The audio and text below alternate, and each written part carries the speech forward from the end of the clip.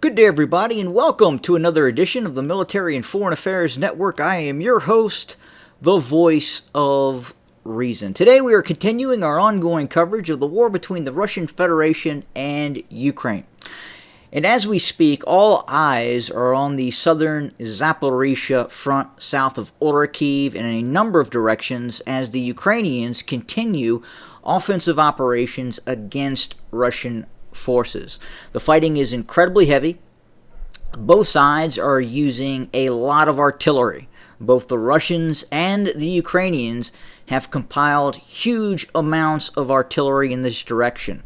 As we speak, the Ukrainian forces are attempting to clear vast swaths of dragon teeth and minefields from this southeastern quadrant just to the east of Robatna in this area. The fighting obviously again continues. It is very heavy. The Ukrainians have committed their last reserves. An additional 7 brigades have been brought to the front. And again, the Ukrainians, under great pressure from its Western allies, are continuing its attempt to force a breach in the main Russian lines of defense. Now, the problem is if the Ukrainians are able to breach this first line of defense, clear these dragon teeth, clear these vast minefields, what is next? Do they continue through this breach towards the second and third lines of Russian defense and elongate this salient, putting them at even greater risk from Russian counterattack? That is the dilemma for Ukrainian forces. Or do they pause operations to the east of Robatna and then continue operations to expand the breadth of the salient and look to create a wider salient that could facilitate further operations for the Ukrainians? And again, at this point, we don't know what that answer is going to be. Additionally, drones. Drones are playing a massive part in this conflict. It is undeniable, whether it's the Russian Lancet or the Ukrainian Beaver or a host of other small, almost home-produced drones that are being used by the Ukrainians and even by the Russians themselves.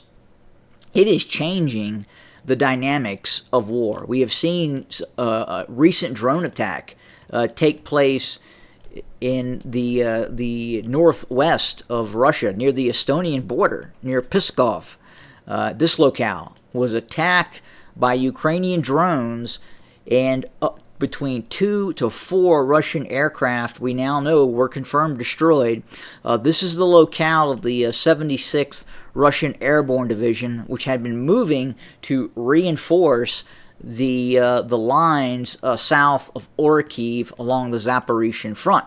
The Russians are having to bring in reserve forces to try and plug the holes as the Ukrainians continue to pound these southern sector lines. But again, the casualty rates are incredibly high. The focus of the Ukrainian is all in south of Orikhiv, and we'll have to see what manifests itself. But again, back to the drone situation. It is really, in my opinion, going to change the nature and the face of war. We are going to probably see the United States really start to develop its drone industry even further. The electronic warfare side of the equation will become even more important. Look, if you're able to sever the data link or the ability for the command station to control the drone, then obviously the drone cannot be controlled unless it's controlled by some sort of artificial intelligence. And I think that's where we're heading to next. The next phase of war is going to be fully autonomous, artificial, intelligent-based drones. And we're already starting to see, in terms of versions of the later models of the Lancet, we're starting to see the Russians deploy those sorts of systems. Again, these are AI-controlled drones that have acoustic systems on them to be able to identify targets on the ground. They have optronics, and they are, again, fully autonomous in the way that they operate. They are able to be launched against a targeted area, and then those drones have the ability to then seek out individual targets, whether it's a T-64, Ukrainian T-64 tank, a T-72, a BMP-2, a Bradley, a Stryker, a Challenger, a Leopard.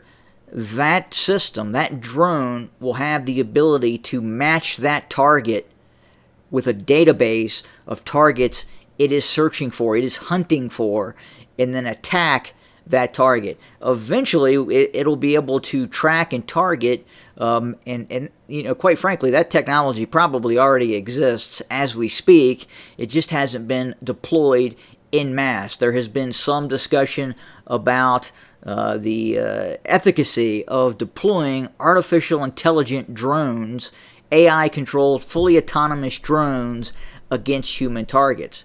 But the problem with that is that as electronic warfare expands and you're able to sever the man in the loop, and you can no longer control these drones, and these drones fall out of the sky without the man in the loop, if you sever that data link, the only recourse will be some sort of artificial intelligent drone, fully autonomous drone that in all likelihood we will be seeing take to the skies quite possibly within the next 1 to 2 years, en masse, meaning it becomes very prevalent on the battlefield.